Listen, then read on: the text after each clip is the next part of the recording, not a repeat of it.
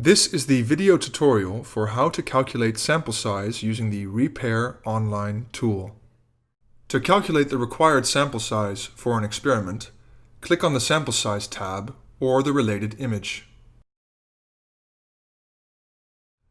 For power calculations without prior information, leave the weighted N box equal to 0. Add the other standard required information as you would with other softwares, such as G-Power. As you press Submit, the required sample size, given the information provided, is calculated. For power calculations with prior information, you can calculate the prior weighted N in the Prior tab.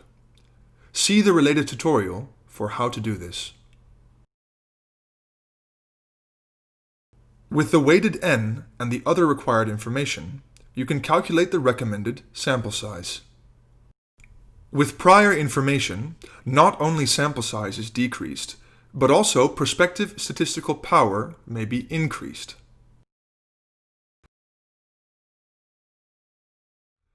To calculate prospective power with RePAIR, click on Yes and Submit.